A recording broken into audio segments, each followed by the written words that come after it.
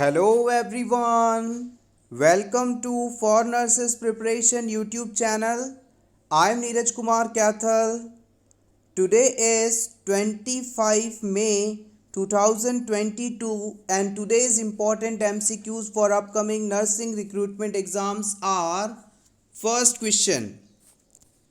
The gland that is located below hypophyseal fossa of sphenoid bone is. आपको उस gland का नाम बताना है जो कि स्पिनॉइड बोन में मौजूद हाइपोफाइसियल फोसा में पाई जाती है। Option A adrenal gland, option B thyroid gland, option C pituitary gland, option D thymus gland.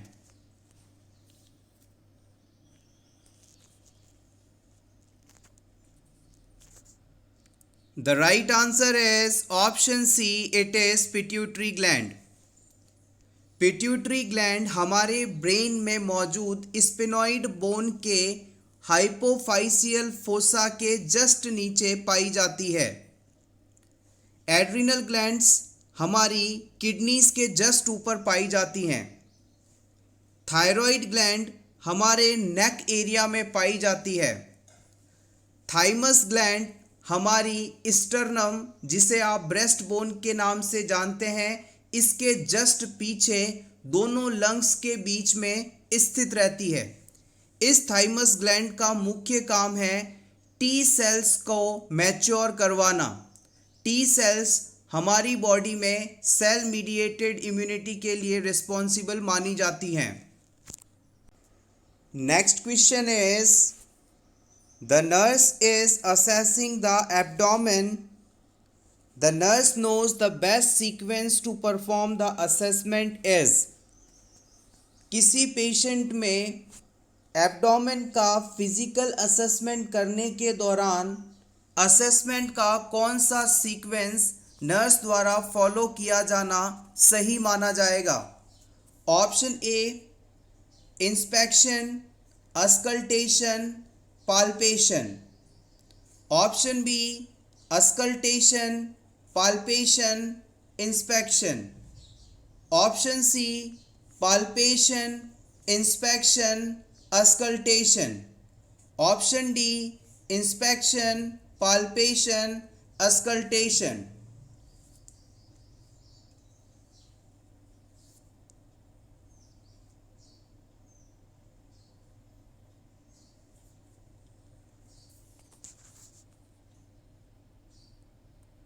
The right answer is option A inspection, auscultation, palpation. आइए इस कॉन्सेप्ट को समझ लेते हैं। प्रीवियस एग्जाम में इस क्वेश्चन को पूछा भी गया है। जब भी किसी पेशेंट में आप फिजिकल असेसमेंट करते हैं यानी पेशेंट की बॉडी को खुद से जांचते हैं तो उसमें 4 इम्पॉर्टेंट चीज़ें होती हैं। सबसे पहले होता है इंस्पेक्शन, फिर होता है पाल्पेशन, फिर होता है परक्यूशन और फाइनली होता है अस्कल्टेशन। इंस्पेक्शन शब्द का मतलब होता है कि आप पेशेंट के उस हिस्से को जिसे असेस करना चाहते हैं अपनी आईज द्वारा विजुअलाइज करते हैं, उसे आप सिर्फ बिना टच किए देखते हैं तो ये इंस्पेक्शन कहलाता है। उसके बाद पेशेंट के उस हिस्से को अपने हाथों से दबाकर महसूस करते हैं, असेसमेंट करते हैं, तो ये जो प्रोसेस है इसे आप पाल्पेशन कहते हैं। पेशेंट के बॉडी पार्ट को हाथों से दबाकर फील करना पाल्पेशन कहलाता है। नेक्स्ट स्टेप आता है परक्यूशन। परक्यूशन में आप अपने हाथ को कप्ड पोजीशन में रखते हुए जिस बॉडी एरिया का असेसमेंट करना है उसके ऊपर टैप करते हैं, हिट करते हैं। टैपिंग के कारण जो साउंड वहाँ से प्रोड्यूस होता है उसे आइडेंटिफाई करके आप डायग्नोसिस डिसाइड करते हैं, असेसमेंट पता करते हैं। और फाइनली जो होता है अस्कल्टेशन। अस्कल्टेशन के लिए आपको स्टेथोस्कोप की मदद चाहिए होती है। इस प्रोसेस में जिस भी बॉडी पार्ट का आपको असेसमेंट करना हो उस बॉडी पार्ट पर स्टेथोस्कोप रख कर वहाँ से प्रोड्यूस हो रहे साउंड को सुना जाता है और इस साउंड के बिहाफ पर डायग्नोसिस कंफर्म किया जाता है। होपफुली आप नॉर्मल कंडीशंस के अंदर फिजिकल असेसमेंट के लिए यूज़ किए जाने वाले सीक्वेंस ऑफ असेसमेंट टेक्निक को समझ गए हैं। सबसे पहले इंस्पेक्शन, फिर पाल्पेशन, फिर परक्यूशन और फाइनली अस्कल्टेशन। लेकिन इस क्वेश्चन के अंदर आपको पर्टिकुलरली एब्डोमेन एरिया के असेसमेंट के दौरान कौन सा सीक्वेंस फॉलो किया जाता है, इस बारे में पूछा गया था। याद रखिएगा, पूरी बॉडी में जब भी आप असेसमेंट करेंगे तो यही सीक्वेंस फॉलो करेंगे, लेकिन जब बात एब्डोमेन एरिया के असेसमेंट की आती है तो यहाँ पर एक चेंज देखने को मिलता है। हम सभी इस बात को अच्छी तरह से जानते हैं कि एब्डोमेन एरिया में जो बाउल साउंड्स आते हैं उनके बिहाफ पर हम बहुत सारी चीज़ों को, डिजीज़ेस को आइडेंटिफाई कर सकते हैं। अगर किसी पेशेंट में आपने एब्डोमेन एरिया के असेसमेंट के दौरान इंस्पेक्शन के जस्ट बाद पाल्पेशन परफॉर्म कर दिया, तो जब आप एब्डोमेन एरिया को हाथ से दबाएंगे, पाल्पेट करेंगे, तो वहाँ पर जो बाउल साउंड है वो अल्टर हो सकते हैं और अस्कल्टेशन के दौरान वो साउंड हो सकता है आपको सुनाई ही ना दे।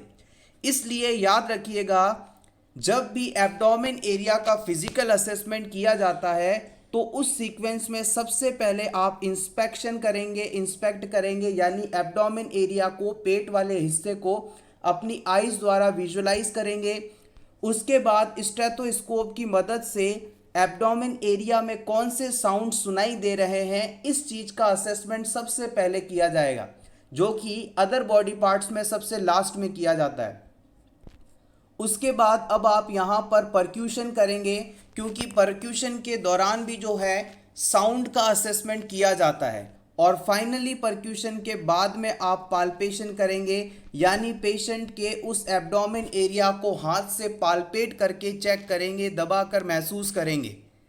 Hopefully this is clear. Next question, nervous tissue के लिए कौन सा पॉइंट सही है ये आपको बताना है। कवर बॉडी सरफेस, ये बॉडी सरफेस को कवर करते हैं। Option B specialised to contract, ये कॉन्ट्रैक्ट होने के लिए स्पेशल प्रॉपर्टी से युक्त होते हैं। Option C contains collagen fibres, nervous tissue में कोलेजन फाइबर्स होते हैं। या फिर option D contains glial cells, nerves tissue में ग्लियल सेल्स पाई जाती हैं।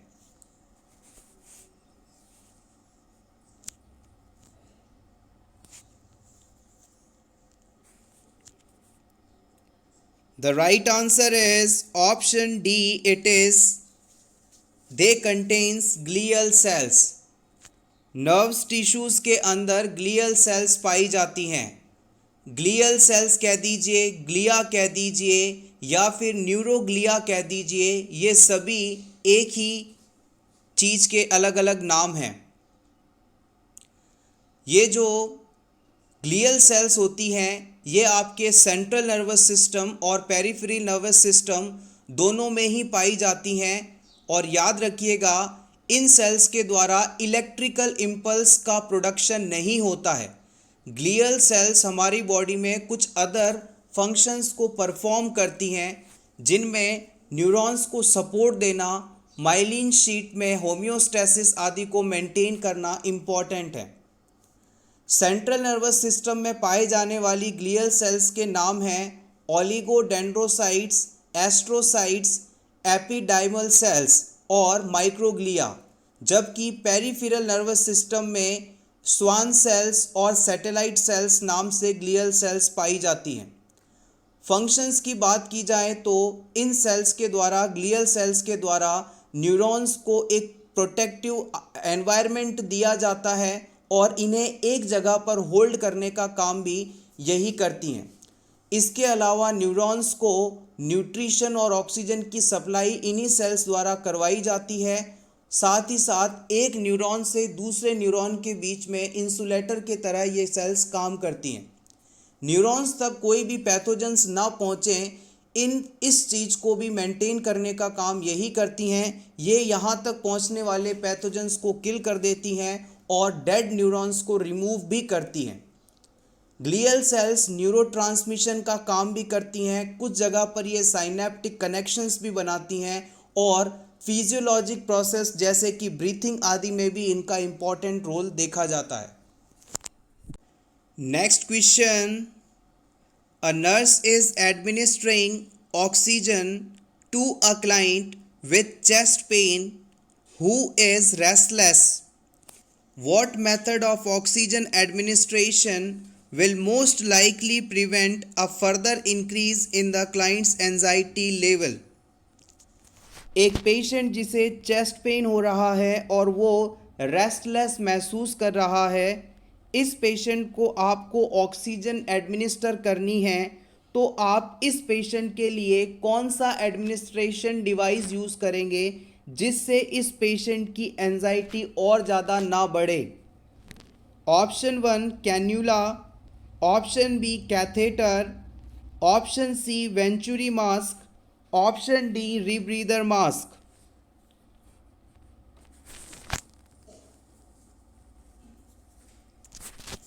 The right answer is option 1. It is nasal cannula. Oxygen via nasal cannula is most comfortable and least intrusive because the cannula extends minimum into the nose. आपने hospital में duties के दौरान इस प्रकार का कैन्यूला देखा होगा जिसे पेशेंट के नेज़ल नेयर्स के अंदर इंसर्ट किया जाता है। ये बहुत ही लीस्ट इंट्रूसिव होते हैं, यानी इस इक्विपमेंट का एक बहुत ही छोटा सा हिस्सा पेशेंट की नोज़ में हल्का सा इन रहता है और इस हल्के से इंट्रूशन के कारण पेशेंट को किसी भी प्रकार की बेचैनी, घबराहट नहीं फील होती, रेस्टलेसनेस नहीं होती। तो हम इस रेस्टलेस वाले पेशेंट को ऑक्सीजन डिलीवर करने के लिए नेज़ल कैन्यूला का इस्तेमाल करेंगे। इसके अलावा अगर आप पेशेंट के नेज़ल एरिया में कैथेटर इंसर्ट करते हैं, जो कि कई सेंटीमीटर नोज़ के अंदर इंसर्ट करना होता है, तो इस पेशेंट को और ज़्यादा घबराहट होगी और इसे वो बर्दाश्त नहीं कर पाएगा। ऑप्शन 3 और 4 के अंदर वेंचुरी मास्क और रीब्रीदर मास्क बताए गए हैं। इस रेस्टलेस पेशेंट को यदि आप मास्क लगाते हैं तो इस मास्क के द्वारा इसकी नोज़ और माउथ पूरी तरह से कवर हो जाएंगे और पेशेंट को सफोकेशन सा फील होगा। उसे ऐसा लगेगा जैसे उसे सांस नहीं आ रही है और वो और ज़्यादा रेस्टलेस फील करेगा। तो इस सिचुएशन में सबसे बेस्ट डिवाइस है जो कि यूज़ किया जा सकता है, nasal cannula. Next question, the nurse is teaching the client regarding use of sodium warfarin. Which statement made by the client would require further teaching? एक पेशेंट जिसे सोडियम वॉरफेरिन दिया जा रहा है, इस पेशेंट के द्वारा दिया गया कौन सा स्टेटमेंट इस ड्रग के रिगार्डिंग दी गई टीचिंग के अनसक्सेसफुल होने को बताता है, यानी कि पेशेंट को अभी इसके बारे में और भी ज़्यादा जानकारी देने की आवश्यकता है, इस चीज़ को बताता है। Option A, I will have blood drawn every month, मैं हर महीने ब्लड की जांच करवाऊंगा।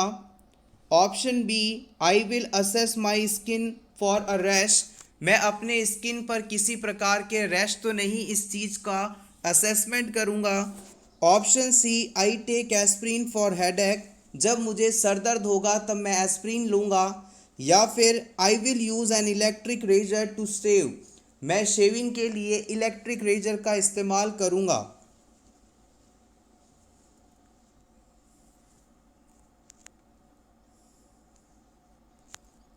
The right answer is option C. जिन पेशेंट्स को वॉरफेरिन मेडिसिन चल रही होती है, उन पेशेंट को हर महीने INR टेस्ट करवाना चाहिए, जो कि पेशेंट्स में इस ड्रग के लेवल को मॉनिटर करता है कि पेशेंट को इस ड्रग से टॉक्सिसिटी तो नहीं हो रही, इस चीज़ को मॉनिटर करने के लिए आवश्यक है। तो ये चीज़ बिल्कुल सही है। इसके अलावा पेशेंट की बॉडी पर यदि रैशेज होते हैं तो इसे रिपोर्ट करना भी सही है।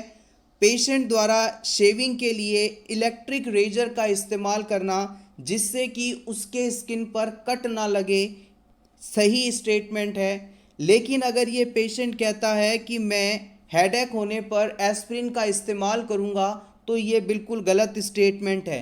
हम इस पेशेंट से बताएंगे कि जो वारफेरिन सोडियम मेडिसिन हम आपको दे रहे हैं, ये एक ओरल एंटीकोगुलेंट मेडिसिन है। ये आपके ब्लड में क्लॉट के फॉर्मेशन को रोकती है, यानी कि ब्लड को थिन बनाती है, पतला बनाती है।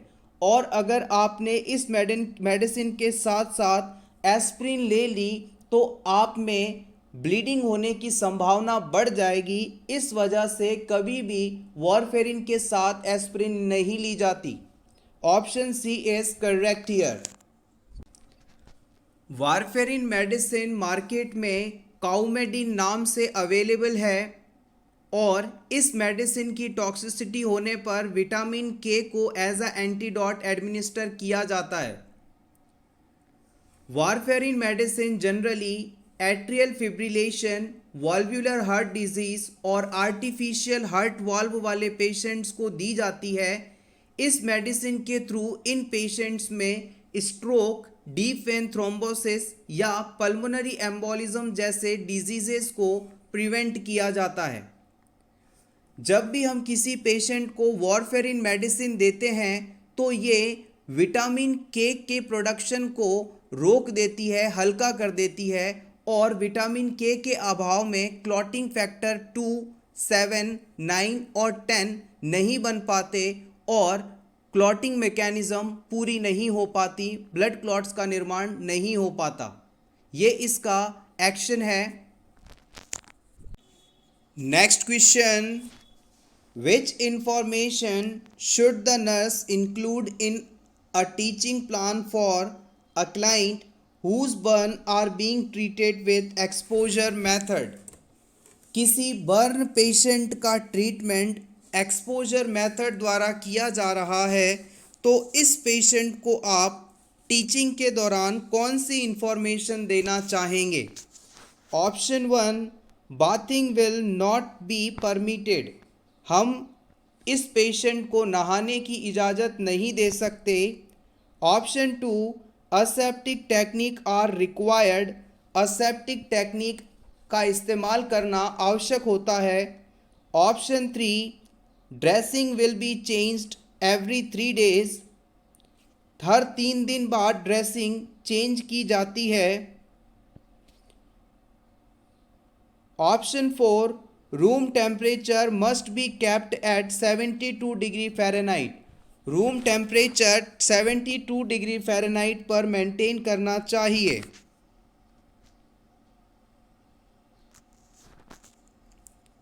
बर्न पेशेंट है, एक्सपोजर मेथड से ट्रीटमेंट किया जा रहा है, कौन सी टीचिंग दी जा सकती है? The right answer is option 2, इस पेशेंट में ट्रीटमेंट के दौरान असेप्टिक टेक्निक इस्तेमाल की जाएगी। असेप्टिक टेक्निक का सिंपल मीनिंग है हाइजीन को मेंटेन करना, साफ स्टेराइल तरीके से पेशेंट को केयर प्रोवाइड करना। Medical asepsis and surgical asepsis are essential for the prevention of infection with exposure method. जब भी बर्न पेशेंट का ट्रीटमेंट हम एक्सपोजर मेथड द्वारा करते हैं तो उसमें मेडिकल और सर्जिकल असेप्सिस टेक्निक का इस्तेमाल किया जाता है ताकि पेशेंट को इन्फेक्शन ना हो। Bathing is performed in a large tank tub. अगर इस पेशेंट को बाथिंग दी जाती है तो उसके लिए लार्ज टैंक टब का इस्तेमाल किया जाएगा। ऑप्शन 3 में कहा गया था कि हम इस पेशेंट की ड्रेसिंग रेगुलर चेंज करेंगे, लेकिन याद रखिएगा जब भी बर्न पेशेंट का ट्रीटमेंट एक्सपोजर मेथड से किया जाता है तो वहाँ पर ड्रेसिंग का इस्तेमाल नहीं किया जाता। एक्सपोजर में पेशेंट के बर्न एरिया को ओपन रखा जाता है, उसे कवर नहीं किया जाता। ऑप्शन 4, क्लाइंट के रूम का जो टेम्परेचर है वो लगभग 85 डिग्री फ़ारेनहाइट तक रहना चाहिए, जो कि इस क्लाइंट के लिए ज़्यादा कंफर्टेबल माना जाएगा। Next question, the client is admitted with thrombophlebitis and order for heparin. The medication should be administered using. किसी थ्रोम्बोफ्लेबाइटिस वाले पेशेंट को हिपैरिन एडमिनिस्टर करने का ऑर्डर है। इस हिपैरिन को आप कैसे एडमिनिस्टर करेंगे? ब्यूरेट्रॉल के थ्रू, ट्यूबरक्युलिन सिरिंज के थ्रू, इंट्रावीनस कंट्रोलर के थ्रू या फिर 3 वे स्टॉप क्लॉक के थ्रू?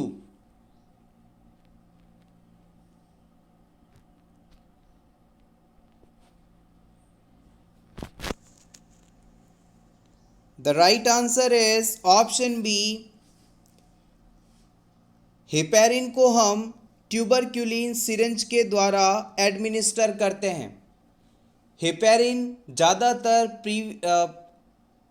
पहले से ही सिरिंज के अंदर लोडेड आता है और इसे हम सबक्यूटेनियस रूट द्वारा एडमिनिस्टर करते हैं। हिपैरिन की टॉक्सिसिटी होने पर प्रोटामाइन सल्फेट नामक एंटीडोट का इस्तेमाल किया जाता है। हिपैरिन एंटीकोगुलेंट सब्सटेंस है। जिन पेशेंट्स को हिपैरिन दिया जा रहा होता है उनमें समय समय पर एपीटीटी टेस्ट करवाना आवश्यक है, activated partial thromboplastin time test. Heparin injection को आप जब भी पेशेंट को लगाएं बिल्कुल स्लोली इसे दें। साथ ही साथ पेशेंट में जिस जगह पर आपने इंजेक्शन लगाया है उस साइट में ब्लीडिंग तो नहीं हो रही, इस चीज़ का फ्रीक्वेंट असेसमेंट ज़रूरी है। और इंजेक्शन साइट पर इंजेक्शन लगाने के बाद मसाज नहीं करना है। Next question, urine bile can be tested through which test? किसी पेशेंट के यूरिन में बाइल है या नहीं, इस चीज़ को आइडेंटिफाई करने के लिए कौन सा टेस्ट यूज़ किया जाता है? Hay test, Benedict test, Fehling test या cold test?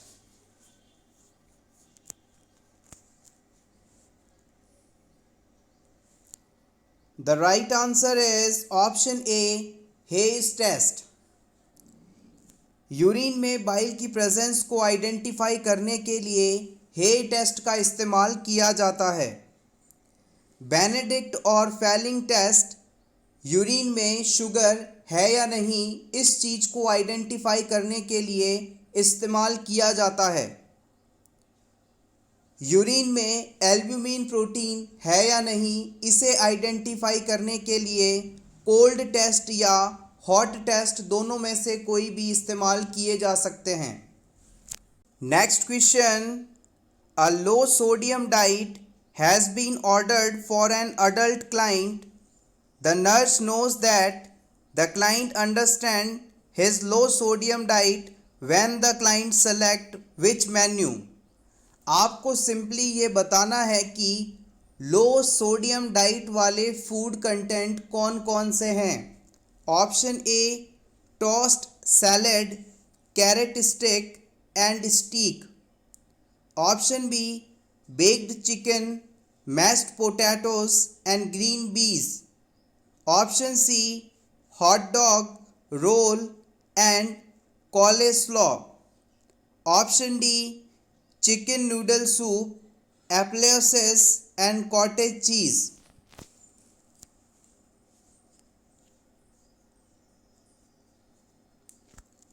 The right answer is option B. It is baked chicken, mashed potatoes and green beans. Chicken is low in sodium as are mashed potatoes and green beans. Chicken, mashed potato और green beans की तरह कम sodium content वाला होता है। इसके अलावा carrot stick, hot dog, soup, cottage cheese, इन सभी में सोडियम की मात्रा काफ़ी ज़्यादा होती है। इस तरह के क्वेश्चन नॉर्सेट एग्ज़ाम में पूछे जा सकते हैं, इम्पॉर्टेंट हैं। Next question, what should the nurse do to control edema of the residual limb 1 week after a client has an above the knee amputation. किसी पेशेंट का पैर 1 सप्ताह पहले घुटने के ऊपर से कट किया गया, यानी एम्पुटेशन किया गया।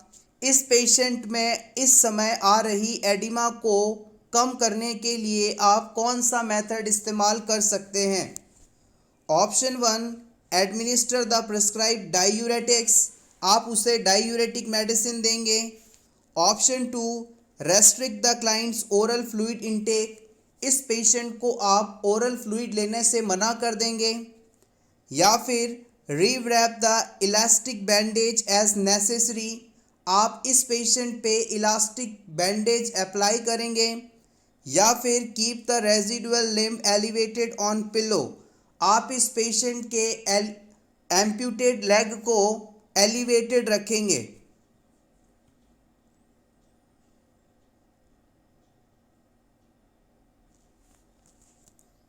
The right answer is option 3, rewrap the elastic bandage as necessary.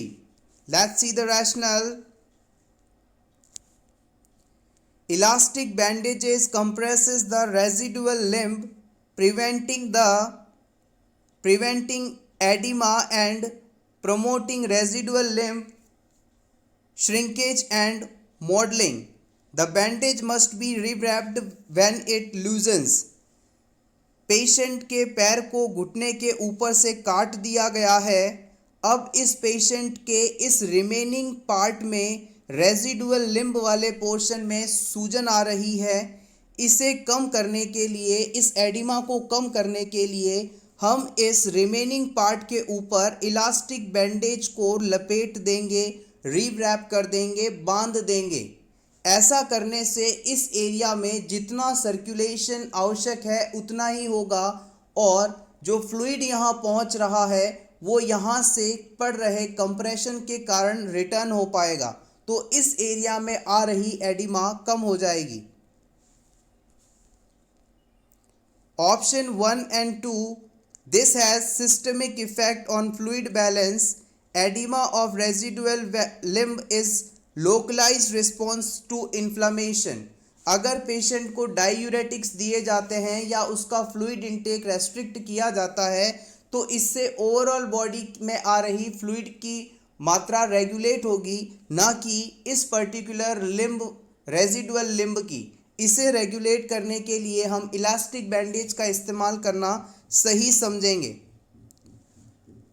अगर आपने इस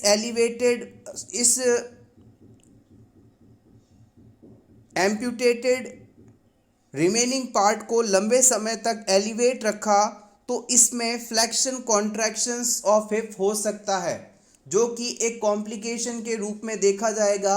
इसलिए इस इंटरवेंशन को हमने सही नहीं माना है। Question number 32, which antibody crosses the placenta. Placenta को कौन सा एंटीबॉडी क्रॉस कर सकता है? IgA, IgG, IgE, IgM।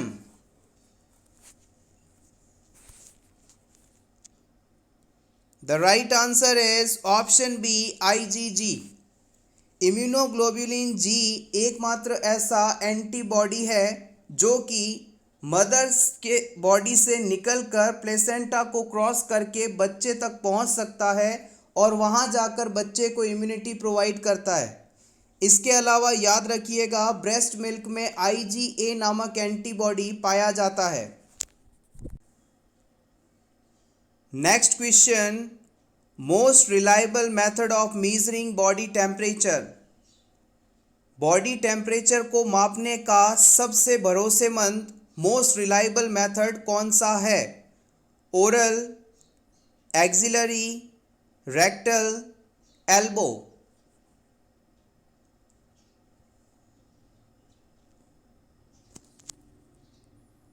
The right answer is option C.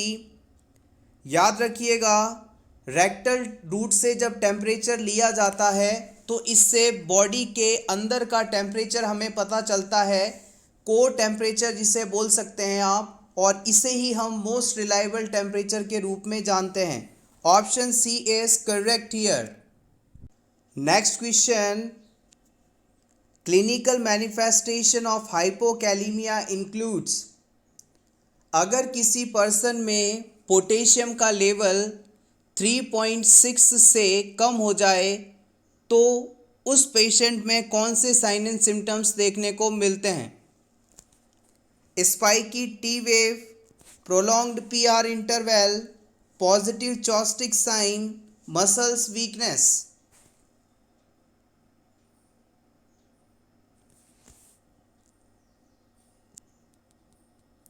The right answer is option D. याद रखिएगा, किसी भी हेल्दी पर्सन की बॉडी में पोटेशियम का नॉर्मल लेवल 3.5 से 5.2 एम मोल पर लीटर के बीच होता है, मिलीमोल्स पर लीटर के बीच होता है। इससे कम अगर लेवल हो तो ये कंडीशन हाइपोकैलीमिया, और इससे ज़्यादा होने पर हाइपरकैलीमिया कंडीशन के नाम से जानी जाती है। अगर पेशेंट में पोटेशियम की मात्रा कम है तो इसकी वजह से muscle weakness, paralytical ileus, abdominal distension, ST wave depression, abnormal U wave आदि इम्पॉर्टेंट फाइंडिंग्स देखने को मिल सकती हैं। Next question, minimum number of sputum specimens required to confirm diagnosis of TB according to RNTCP guidelines. Revised national tuberculosis control programme की guidelines के अनुसार किसी भी पेशेंट में टीबी को आइडेंटिफाई करने के लिए, डायग्नोस करने के लिए आपको मिनिमम कितने स्पूटम सैंपल लेने चाहिए? 1, 2, 3 या 4?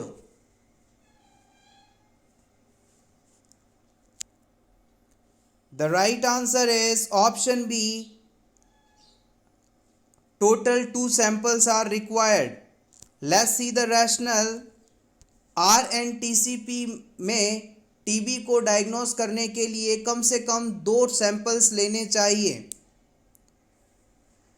सबसे पहला सैंपल जो है, जैसे ही पेशेंट हॉस्पिटल में आए उस समय तुरंत ले लेना चाहिए, और दूसरा सैंपल नेक्स्ट डे मॉर्निंग में जस्ट उठने के बाद लेना चाहिए।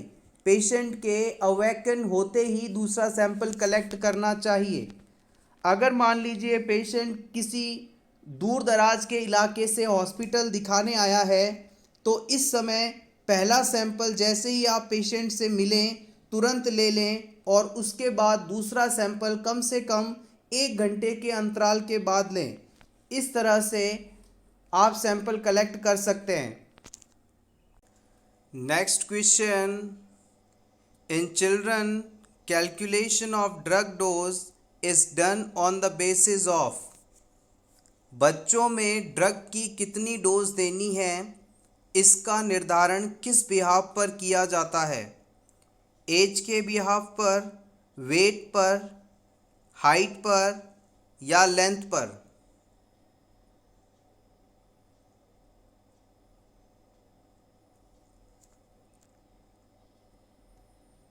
The right answer is option B. बच्चे का वेट कितना है उस हिसाब से उसे ड्रग की डोज दी जाती है। Option B correct. Next question, in appendicitis pain is located in which quadrant of abdomen.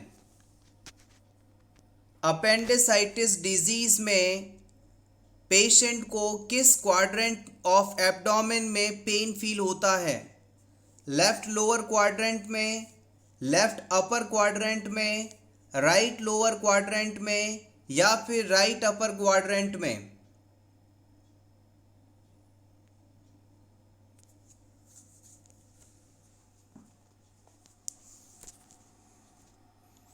The right answer is option C, right lower quadrant. मान लीजिए ये आपका पेशेंट है, इस पेशेंट के एब्डोमेन वाले हिस्से को आप 4 क्वाड्रेंट्स में डिवाइड कर सकते हैं।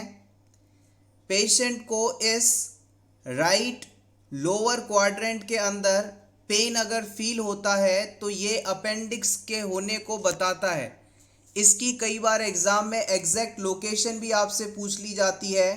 मान लीजिए ये पेशेंट का नेवल एरिया है, नाभि वाला हिस्सा है, और ये पेशेंट की anterior superior iliac spine bone है।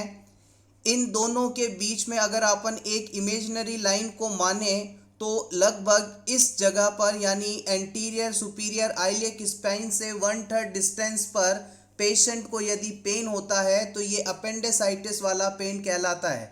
और पेशेंट को इस लोकेशन पर पेन होता है तो हम इस पॉइंट को मैकबर्नेस पॉइंट के नाम से जानते हैं। एग्जाम में इसे पूछा गया है, इंपॉर्टेंट है। Next question, the most appropriate diet for a patient newly diagnosed with myocardial infraction. किसी पेशेंट को रिसेंटली एमआई या हार्ट अटैक होना डायग्नोस हुआ है, इस पेशेंट को आप कौन सी डाइट देना सही मानेंगे? Option A, low sodium low cholesterol. Option B, clear liquid. Option C, nothing by mouth. Option D, general as tolerated.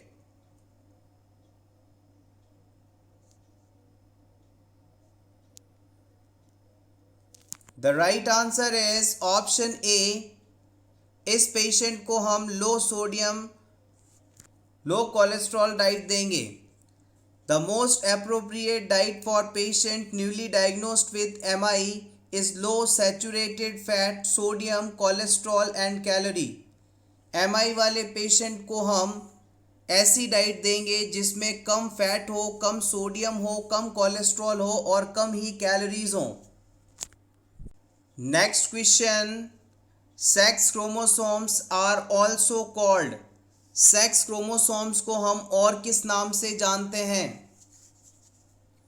Allosomes, हेट्रोसोम्स, autosomes या यूक्रोमोसोम्स।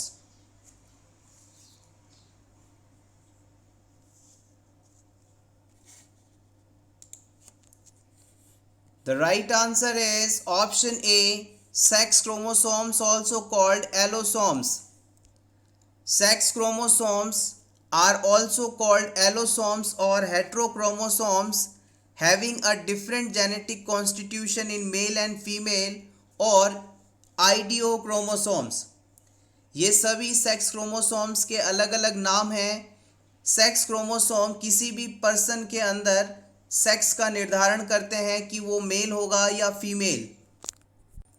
नेक्स्ट क्वेश्चन, गैसियस एनेस्थेटिक का एग्जाम्पल कौन सा है? Pentothal, ketamine, propofol, isoflurane.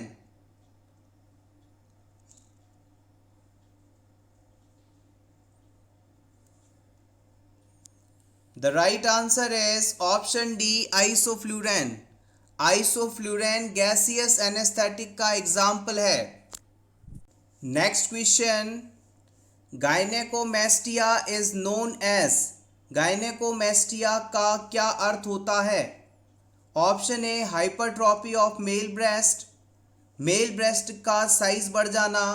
Option B, hypertrophy of female breast, female breast का size बढ़ जाना। Option C, inflammation of skin. Option D, infection of vagina.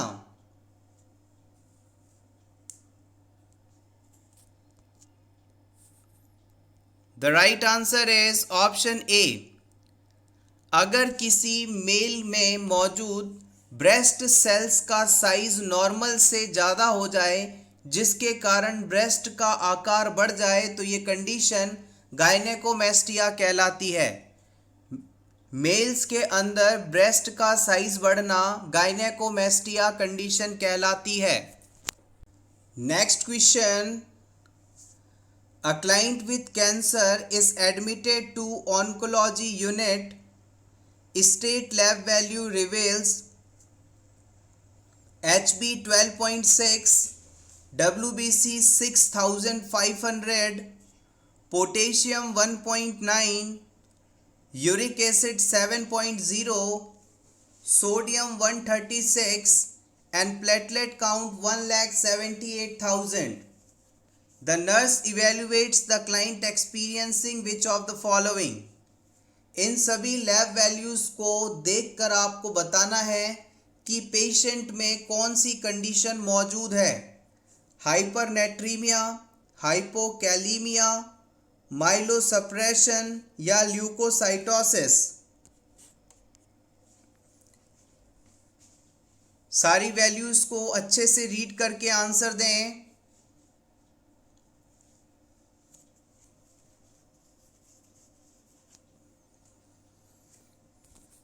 The right answer is option B, hypokalaemia. इस video में ही हमने शुरुआत में potassium की values को डिस्कस किया था। आइए वन बाय वन सभी वैल्यूज़ को डिस्कस करें। किसी भी मैन के अंदर आपसे हीमोग्लोबिन की नॉर्मल वैल्यू पूछी जाए तो आप बताएंगे 13.5 to 17.5 ग्राम्स पर डेसीलीटर। वुमेन में ये वैल्यू 12 से 15.5 के बीच होती है। पोटेशियम की नॉर्मल वैल्यू आपसे पूछी जाए तो 3.6 से 5.2 मिलीमोल्स पर लीटर के बीच होती है। गौर कीजिएगा, अलग अलग सोर्सेस से आपको ये वैल्यूज़ कुछ डिफरेंट मिल सकती हैं। नेक्स्ट बात करते हैं WBC की। WBC काउंट नॉर्मली 4500 से 11000 के बीच होना चाहिए। यूरिक एसिड की बात की जाए तो मेल के अंदर 4 से 8.5 mg/dl और यूरिक एसिड फीमेल्स में 2.7 से 7.3 mg/dl के बीच नॉर्मल माना जाता है। सोडियम का नॉर्मल लेवल 135 से 145 मिली एक्विवेलेंट पर लीटर के बीच होता है। प्लेटलेट्स काउंट की बात की जाए तो ये 1,50,000 से 4,50,000 के बीच होती हैं। अगर किसी पर्सन में प्लेटलेट्स की संख्या कम हो जाए तो उसमें स्पॉन्टेनियसली ब्लीडिंग होने की संभावना होती है, और अगर प्लेटलेट्स की संख्या नॉर्मल से ज़्यादा हो जाए तो इस सिचुएशन में ब्लड में क्लॉट बढ़ने की संभावना बढ़ जाती है, जिससे पेशेंट को स्ट्रोक आदि हो सकता है। Next question, which drug may help to descend the testis into scrotum? इन सभी में से उस ड्रग का नाम आपको बताना है जो कि टेस्टिस के डिसेंट डाउन हेतु आवश्यक है। HCG, एस्ट्रोजन, प्रोजेस्टेरॉन या LH?